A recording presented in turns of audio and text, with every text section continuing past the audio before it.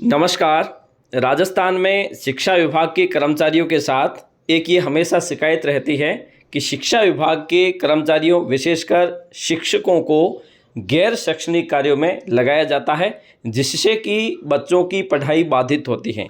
इसी चीज़ को मद्देनज़र रखते हुए राजस्थान सरकार शिक्षा विभाग की ओर से एक महत्वपूर्ण निर्णय लिया गया है, जिससे कि किसी भी शिक्षक को ज़्यादा समय तक या फिर बिना वजह के डेपुटेशन पर नहीं रखा जाए और ज़्यादा से ज़्यादा समय वो स्कूल में गुजारे और शिक्षा के लिए वो कार्य करे। इस हेतु राजस्थान सरकार की ओर से एक नया मॉड्यूल जारी किया गया है, जिससे कि किसी भी शिक्षक की कहीं पर अगर डेपुटेशन हो रखी है तो उसे ऑनलाइन मॉनिटरिंग आसानी से हो सके और इसके साथ साथ अनावश्यक रूप से जितने भी शिक्षक जो डेपुटेशन कर रखे हैं ऑफिस के माध्यम से या फिर किसी अन्य स्तर पर, तो उनको रोका जा सके। इस हेतु राजस्थान सरकार के निदेशालय माध्यमिक शिक्षा निदेशालय की ओर से एक आदेश निकाला गया है और उस आदेश में स्पष्ट तौर पर कहा गया है उसकी प्रोसेस क्या होगी। आज हम इस वीडियो के माध्यम से समझने वाले हैं कि कौन कौन से कार्य है अब वो शिक्षकों के माध्यम से नहीं करवाए जाने हैं।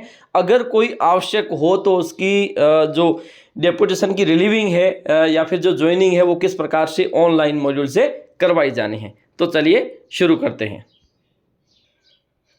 तो ये आदेश है कार्यालय निर्देशक माध्यमिक शिक्षा राजस्थान बीकानेर की ओर से और सभी को प्रेषित किया गया है, उचले स्तर से लेकर नीचे स्तर के सभी अधिकारियों को। विषय है स्कूल शिक्षा विभाग के कार्मिकों की विभिन्न विभागीय अन्य कार्यों की ड्यूटी लगाने के लिए स्टाफ ड्यूटी मॉनिटरिंग मॉड्यूल की क्रियान्विति हेतु उपयुक्त विषय अंतर्गत निर्देशित किया जाता है कि स्कूल शिक्षा विभाग के कार्मिकों को पीओ ब्लॉक जिला संभाग राज्य स्तरीय कार्यालय द्वारा अल्प अवधि के लिए विभिन्न परियोजनाओं से विद्यालय कार्यालय में लगाने हेतु समय समय पर आदेश प्रसारित किए जाते हैं। इनकी ऑनलाइन मॉनिटरिंग है, ये इस विंडो के माध्यम से की जानी है, जिसका नाम है स्टाफ विंडो मॉनिटरिंग मॉड्यूल। इसका उद्देश्य क्या है? एक तो अस्थायी प्रकृति के कार्यों के लिए कार्मिकों की ऑनलाइन मॉनिटरिंग की जा सकेगी। इसके साथ साथ किसी भी कार्य विशेष के लिए आवश्यकता से अधिक नियोजन को रोका जा सके। मान लीजिए 2 जनों का काम है और 4 जनों का आपने डिप्यूटेशन कर रखा है, तो उस चीज़ को यहाँ पे मॉनिटरिंग करते हुए रोका जा सकेगा। एक कार्मिक की एक ही समय पर ड्यूटी दोहराव नहीं हो। एक कार्मिक है जिसकी कभी कभी क्या होता है कि एक ही कर्मचारी को ऑफलाइन आदेश के अंतर्गत 2 जगह लगा दिया जाता है, जिससे वहां पर दोहराव को रोका जा सके। कार्य के अनुरूप योग्यता वाले कार्मिक उपलब्ध हो सके। जिस प्रकार की कार्य की प्रकृति है उसी के अनुरूप योग्यता रखने वाले कर्मचारी उपलब्ध हो सके। रिपोर्ट के विश्लेषण से नियमित रूप से ड्यूटियों पर जाने वाले कार्मिकों की जानकारी यहाँ से मिली जा सकेगी।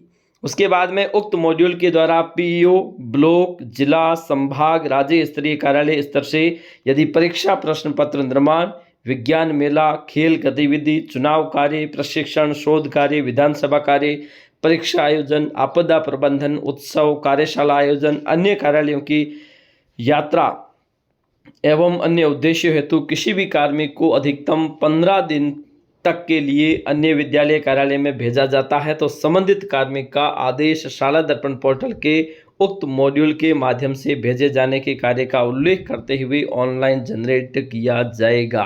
अधिकतम अगर आप 15 दिन तक भेज रहे हैं किसी भी कर्मचारी को किसी अन्य ड्यूटी पर, तो आपको इस मॉड्यूल के माध्यम से ऑनलाइन ही उसको रिलीव करना होगा। कार्य की अधिकता होने की स्थिति में मॉड्यूल के माध्यम से ही पूर्व नियत अवधि को अधिकतम 15 दिवस तक बढ़ाया जा सकेगा। भविष्य में कोई भी आदेश इन अल्पकालीन कार्यों के लिए ऑफलाइन जारी नहीं किया जाएगा। और ये इस प्रकार से ये इसका मॉड्यूल है जिसे आप समझ सकते हैं। अगर आपको कोई तकनीकी समस्या आती है तो यहाँ पे आप मेल कर दें या फिर यहाँ से संपर्क कर सकते हैं।